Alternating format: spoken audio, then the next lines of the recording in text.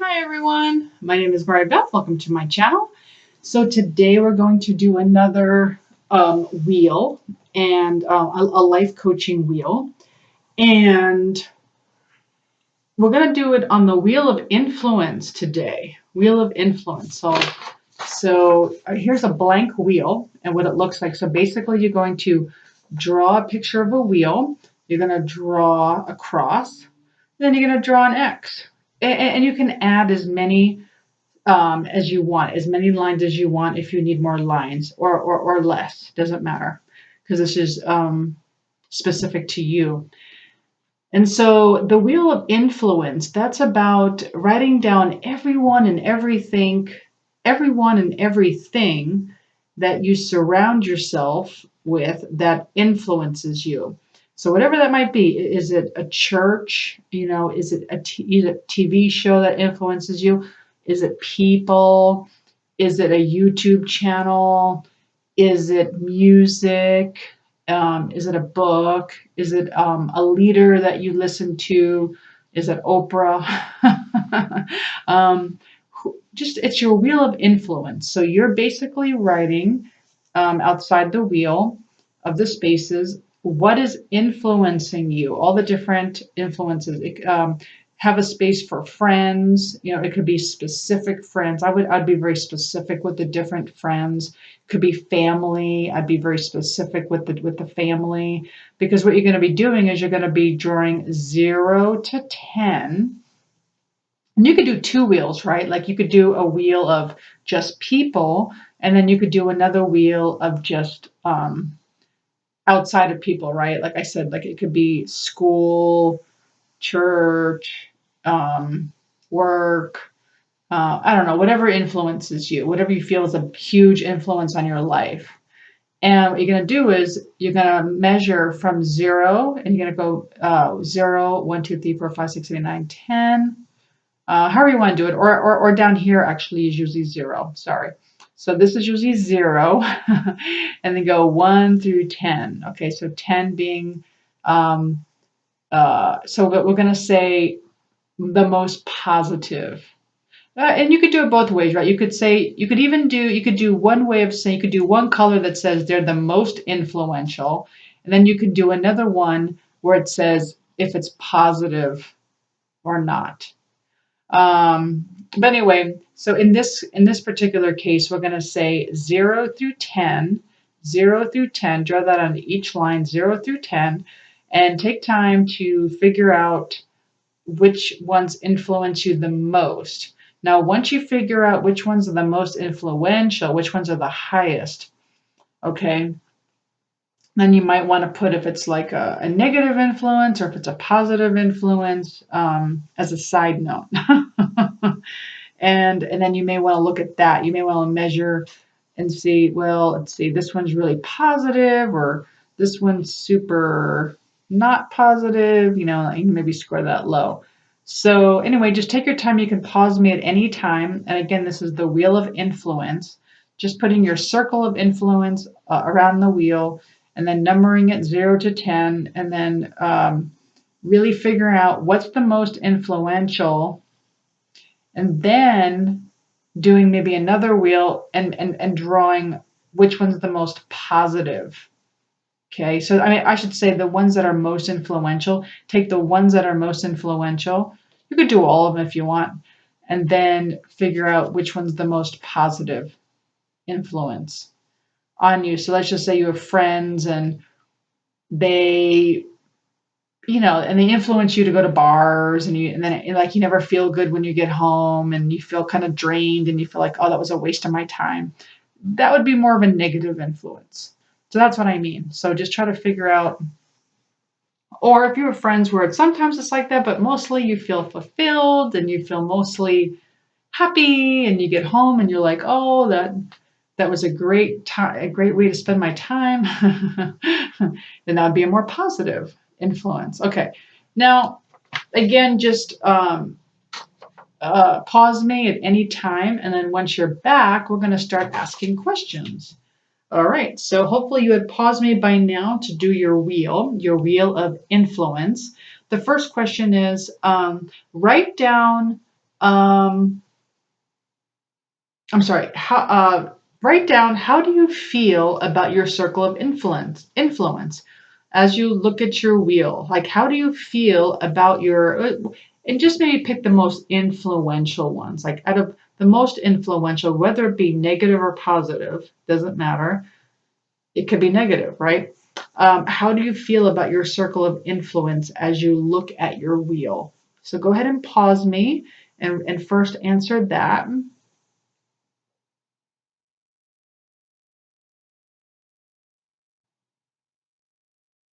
Okay, and then the next question is, are there any surprises?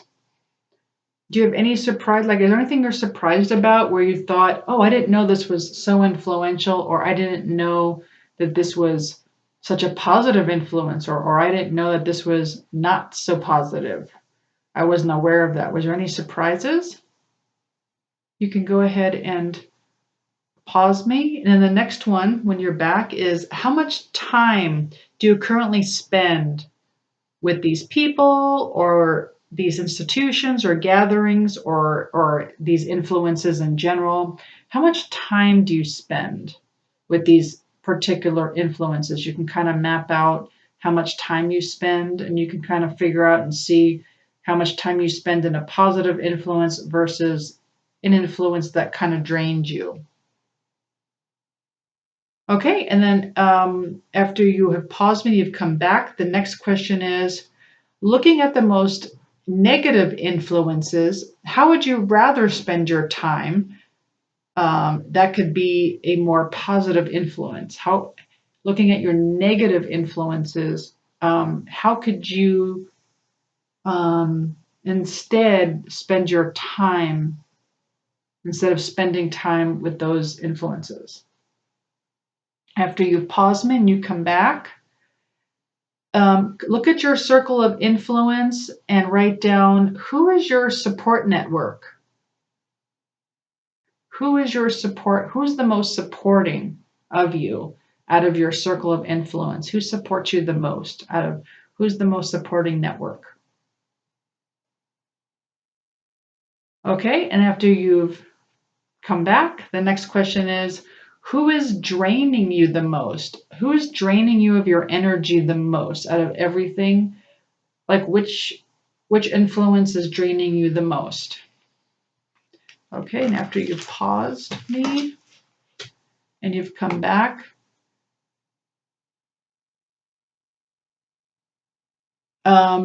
you can now you can ask yourself, once you've figured out how you could instead spend your time, instead of with these negative influences into positive influences, how could you make space for those changes in your life? How could you make space for these changes? Go ahead and pause me. And then when you're back, the next question is, what help and support might you need from others to make changes and be more satisfied with your life, if any? So what kind of help and support might you need from others? So for instance, if there's something that you really want to change in your life and you're looking at your wheel of influence and you're seeing that, well, there's really nobody in my circle of influence that can really help me get from here to here. So let's just say, I don't know, I'll just pick out tennis. Okay. Let's just say you really want to become a really great tennis player.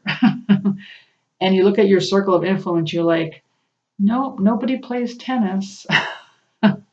No one's really going to support me in getting better in that.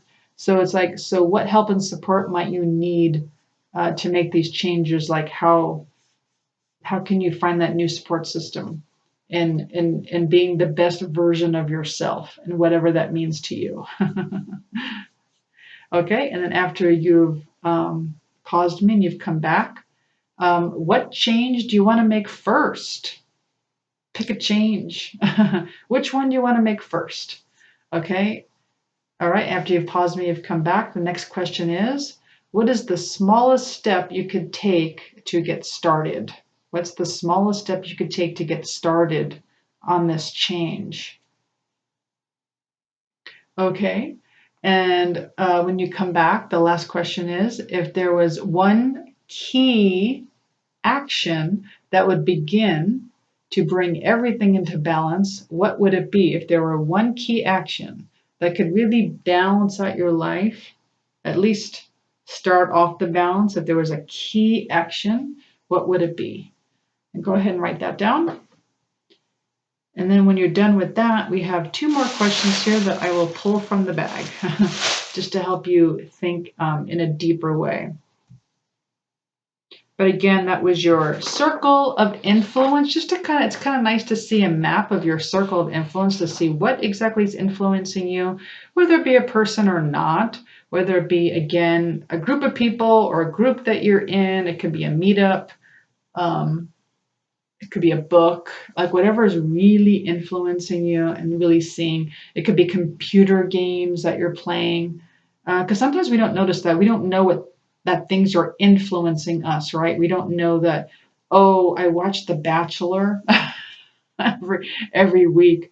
How is that influencing me? Because I seem to spend time doing that every week. I seem to spend. So I don't anymore. But there was a time. I think the last season I watched was Peter's season. Was the last season I watched, and I had to ask myself, how is this influencing me? I'm like, oh my god, the drama is like, it's like making me stress.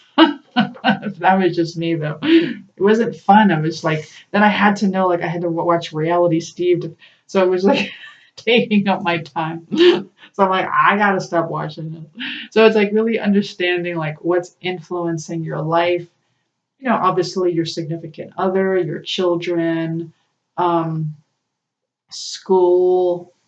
There's so many things that are influencing you.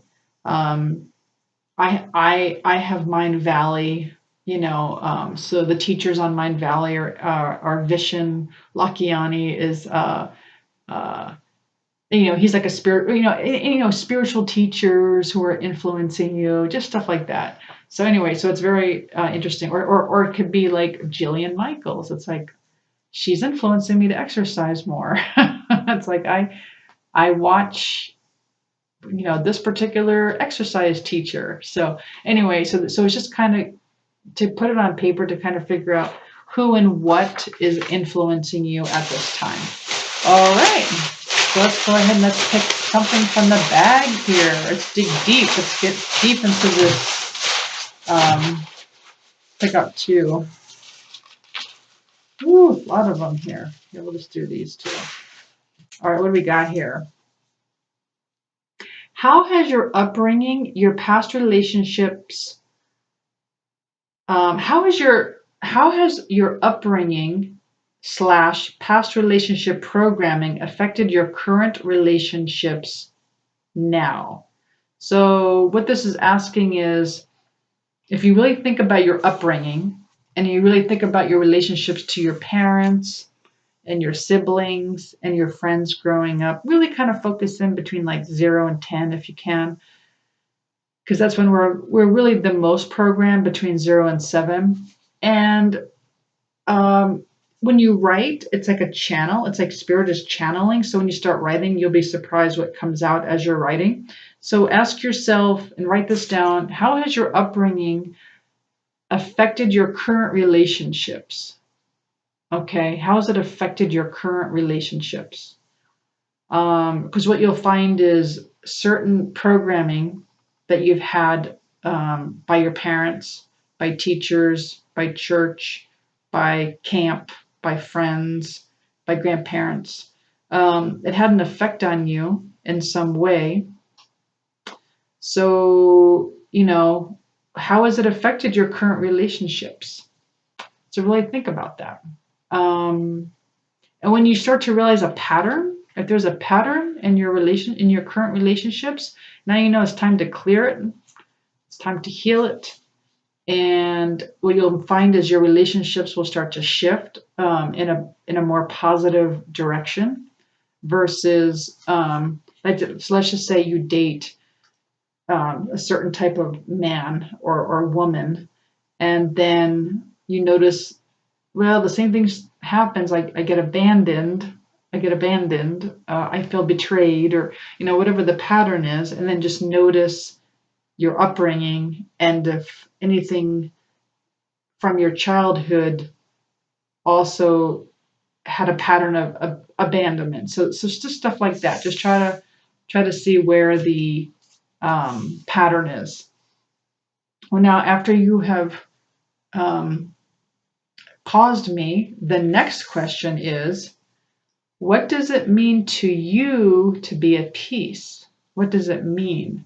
What does it mean to you to be at peace? What does that look like? Um,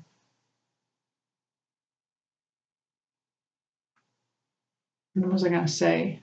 So it's almost like you can kind of look at your day, and if you could like map out your day, let's say you're going to create your most, if you're going to map out the peaceful day, what does that look like? And really describe it. And as you're writing, you will channel your own soul, and your soul will kind of tell you, oh, it would be really peaceful. It would be really just feels good. So it's almost like you want to engage in all your five senses. What does that mean? Engaging in your five senses, and then just kind of map that out on a piece of paper and what that looks like, and see if you can incorporate anything, even if it's just one little thing. See if you can add that to your day. Well, I do hope you enjoyed this coaching. If you did, please like, share, subscribe, hit the notification button. Thank you so much for joining me, and have a great rest of your day. Thanks, everyone. Bye.